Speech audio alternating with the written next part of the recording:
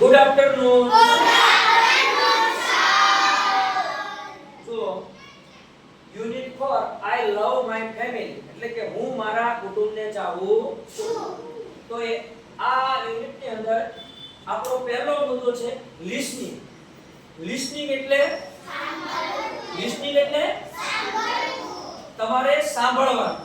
તો હું તમને સરસ મજાની એક સ્ટોરી કહું છું. તમારે બધાએ લિસનિંગ કરવાનું છે એટલે કે સાંભળવાનું છે. જો એક તળાવ, એક હતું તળાવ, અને આ તળાવની અંદર એક મોટો મગર રહેતો હતો અને તેમાં એક બીજો નાનો કાચબો પણ રહેતો હતો. ઘણા બધા માછલીઓ પણ રહેતા હતા. અને આ તળાવની આજુબાજુ છે એ મોટું જંગલ હતું.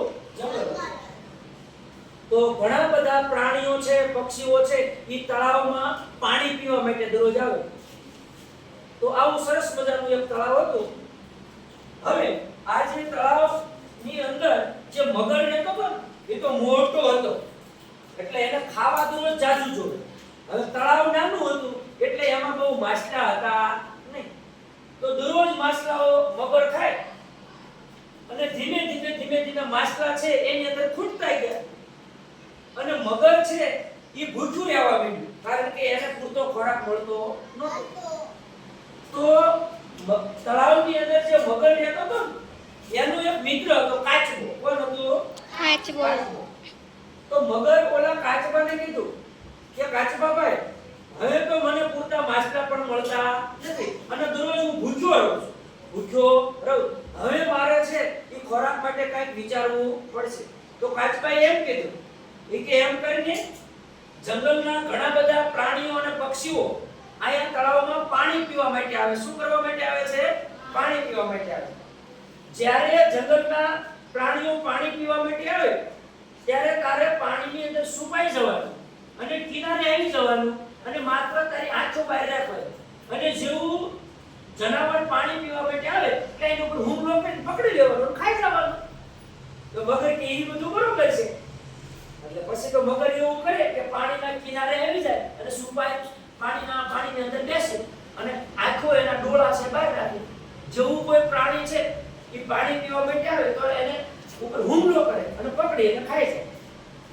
તો ઘણા દિવસો સુધી આવું 2-3 દિવસે એકાદું જનાવર છે એને મળી જાય અને પોતાનો ખોરાક મળી જાય અને હે મગર તો આનંદ કરે. તો મગર એક દિવસ ઓલા કાચબાને કે સસલા, હરણ એવા પ્રાણીઓ તો મેં મારીને ખાધા પણ એ પેલું શિયાળિયું તો રોજ આવે છે. આ શિયાળિયું કોઈ દિવસ મારી ઝપટમાં આવતું નથી. મેં એને પકડવાના ઘણા પ્રયત્નો કર્યા પણ હું જેવું પાણીમાંથી સહેજ પણ હલું અને પાણી સહેજ હલે ને તાઈ ખેપડો મારી ભાગી જાય. તો એને હવે મારે પકડવું છે. એનું મારે શું કરવું? ઓલો કાચબો કે એમ કરીએ એક યુક્તિ હું તને બતાવું. તો મગર કે શું કરશું? તો કાચબો કે જો તારે છે ને આવતીકાલ છે ઈ આપણે શિયાળાને પાણી પીવાનો ટાઈમ થાય ને તે પહેલા છે તારે તળાવની બહાર આવી જવાનું અને બહાર આવી અને આમ સૂઈ જવાનું છે. શ્વાસ રોકી દેવાનો છે અને હું તારી બાજુમાં બેસીશ અને પછી હું રોવા માંડીશ. શું કરવા માંડીશ? રોવા માંડીશ. એટલે ઓલું શિયાળ મને પૂછશે કે શું થયું, કેમ કાચબાભાઈ રોવો છો? તો હું કહીશ કે મારો મિત્ર મગર મરી ગયો છે. હું બોલાવું છું પણ બોલતો નથી. તમે મને મદદ કરો. આપણે બંને છે ઈ આ મગરભાઈના શરીર ઉપર છે ઈ પાંદડા અને માટી નાખી દેવી જેને કારણે આ એના શરીરમાંથી સે દુર્ગંધ આવે નહીં. એટલે જેવું શિયાળ છે ઈ આપણી મારી પાસે આવશે અને જેવું તારી પાસે આવે એટલે તારે શિયાળ ઉપર શું કરવાનું? હુમલો અને તારે શિયાળને પકડી લેવાનું છે. મગર એટલે કઈ વાંધો નહીં. મગર તો રાજી થઈ ગઈ તો પાણીમાં જતા ગયા. બીજા દી સવાર થયું એટલે થોડો તડકો થયો ને એટલે શિયાળને દરરોજ પાણી પીવા આવવા માટેનો જે ટાઈમ હતો એ ટાઈમ થઈ ગયો. એટલે મગર બહાર આવી ગયો કાંઠે કિનારે બહાર આવી ગયો. કાચબો બહાર આવી ગયો. મગર તો સૂઈ ગયો. કાચબો બાજુ બેઠો. કાચબો આમ જુએ તો સામેથી મગર આવતું. કોણ આવતું હતું? શિયાળ. સામેથી કોણ આવતું હતું? શિયાળ. શિયાળ ધીમે ધીમે આવ્યો ને નજીક આવ્યો કાચબો રોવા માંડ્યો. અને મારો મિત્ર મગર મરી ગયો, મારો મિત્ર મગર મરી ગયો. એટલે શિયાળ નજીક થોડુંક આવીને આમ ઊભું રહ્યું. ઊભું રહીને કે એ કાચબાભાઈ તમે કેમ રોવો છો? તો કે મારો મિત્ર મગર છે એ મરી ગયો. તો કે કેમ મળે? તો કે એ તો પાણીની બહાર છે ને.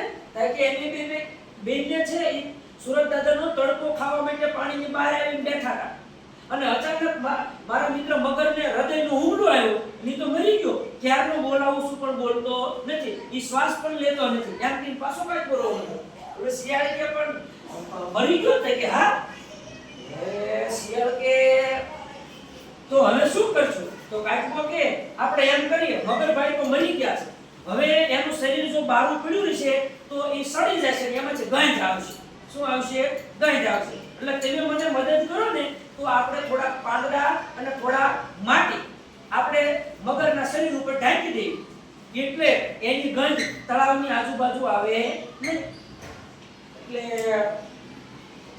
ઓલું શિયાળ કે એ તો બધું બરોબર છે, પણ મને લાગે છે કે આ મગર મર્યો નથી. મને લાગે છે કે આ મગર મર્યો નથી. કાચબાભાઈ કે મરી ગયો છે, હું ક્યારનો બોલાવું છું તો બોલતો નથી અને શ્વાસ પણ લેતો નથી.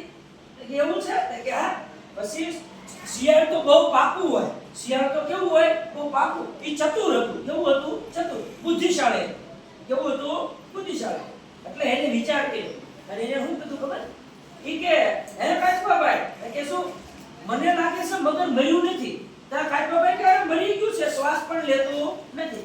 તા કે મેં એવું સાંભળ્યું છે કે મગર મરી જાય ને, મેં એવું સાંભળ્યું છે કે મગર મરી જાય ને એટલે એની પૂંછડી હલે. એની પૂંછડી હલે. કાચબો કે એવું? કે હા મેં સાંભળ્યું છે કે મગર મરી જાય પછી 2 દિવસ સુધી પૂંછડી હલે. ઓલું મગર હતું હા. મગર ને એવું થયું કે મગર મરી જાય પછી એની પૂંછડી હલતી છે. પછી આને કઈ ખબર નથી.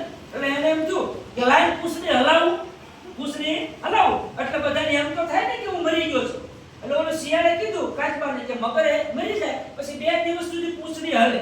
એટલે આ મગર હું તો સાંભળે અને મગરે શું કર્યું? પૂંછડી હાલ ઊંચી કરી નામાં હલાવી. શું કરી? ઊંચી કરી હલાવી. જેવી પૂંછડી હલી અને શિયાળ ઠેકડો મારીને ભાગી.